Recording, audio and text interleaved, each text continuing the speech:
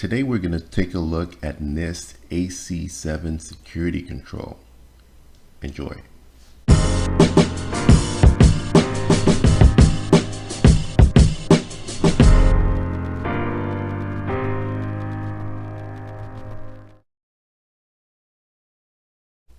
AC-7, unsuccessful logon attempts. This control deals with making sure that an attacker does not try to log into a system by trying or attempting multiple variations of a password or credentials to get into the system. So this control is saying, hey, put a limit or a threshold of how many attempts or how many unsuccessful attempts a user could have before they're able to gain access to the system. Sometimes, we have many passwords and it's hard to remember. Sometimes we forget what our password is, or we type too fast and we miss a character. So we are given one chance, another chance, another chance. So some organizations might say, hey, if someone tries unsuccessfully 3 times, then that account is locked out. So that's what the A part of this control is saying, that you should enforce a limit, and then the organization gets to define how many consecutive invalid logon attempts. And then the B part is saying that there has to be a period where the person is locked out before they could reset their password again. So most organizations will say something like 15 minutes just because of productivity. So the first one might be 3 attempt threshold before it gets locked out, and then the second might be, okay, you get locked out for 15 minutes, then you would have to call the help desk and prove that you are who you say you are, and then have your password reset. The reason for this is that there are hackers that use tools like brute force attacks, where they'll try different variations of a password repetitively until they're successful. But if you put a threshold, that hinders that hacking tool. As far as evidence for this control, you would need to show the settings. So if it's a Windows shop, then you would need to show something like the GPO settings, group policy object settings, that shows that a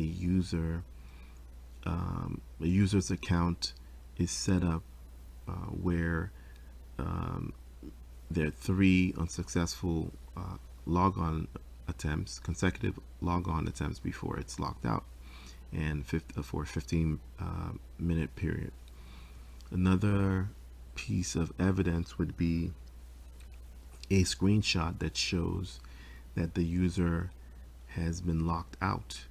The error message that shows your account has been locked out due to unsuccessful login attempts or whatever.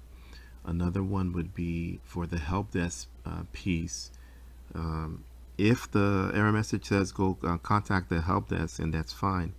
If not, you could show a ticket number of when you contacted the help desk, and things of that nature. So here is some evidence for AC-7. Here you see someone's a user's account has been locked out. That's displayed on the screen. Reference account is currently locked out and may not be logged onto. So on the back end, this is how they set that up. They set it up in such a way that there is a lockout threshold. So after 3 invalid logon attempts, the user's account gets locked out again. This is to prevent hackers from trying to guess someone's password and trying multiple times to log on. Okay, so this would be some of the screenshots. The IT guys, the admins will take a screenshot, something similar to this, and they will send that to you as an assessor to review. This will serve as evidence that they set this up correctly. So you're going to look at this. You're going to also look at, okay, this is how they set it up. Did it actually work? And this is the evidence to show that it actually worked.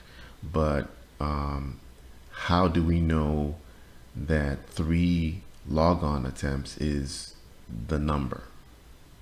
How do we know that that's the number that the organization goes by? So you would look at the policies and procedure documents. So in their policy document, it should say, hey, for this system, for the organization,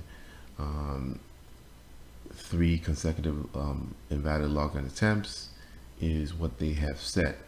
So you're going to go by what the organization, the number that they set. So if we had looked at the previous screenshot and it showed 5, then that control will fail because they're not going by the number. Okay, hope this helped. Watch these videos every day, especially if you're trying to get a job as a security control assessor. This will help solidify your knowledge and help you when you're in an interview, ask these questions about security controls. So this will help you on the job.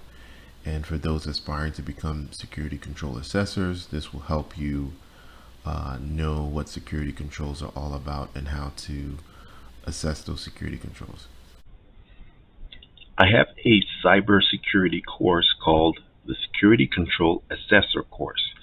This course trains you on how to become a security control assessor, also known as an SCA or a SCA.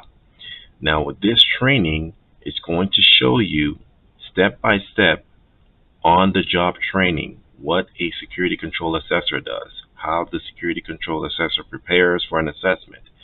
If you don't know who a security control assessor is, a security control assessor is one who assesses security controls.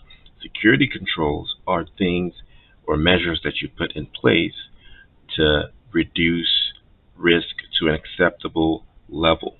So this training will show you the ins and outs on how to become a SCA. It also comes with a certificate of completion, resume prep videos, uh, interview prep videos. It also comes with tons of resources, templates that you would use on the job.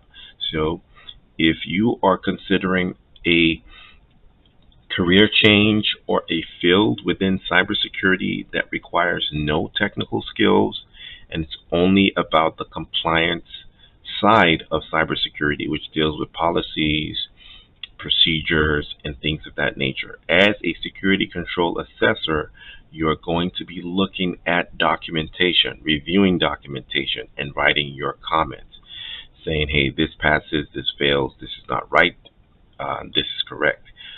So that's pretty much what a security control assessor does. You look at evidence and you determine if the evidence is satisfactory or not. And you have a cheat sheet with you to use as your guide. So for more information, sign up for this course, and I promise you, you will not regret it. Don't forget to subscribe and like. We're also on IG at CyberFirst Solutions. Thank you.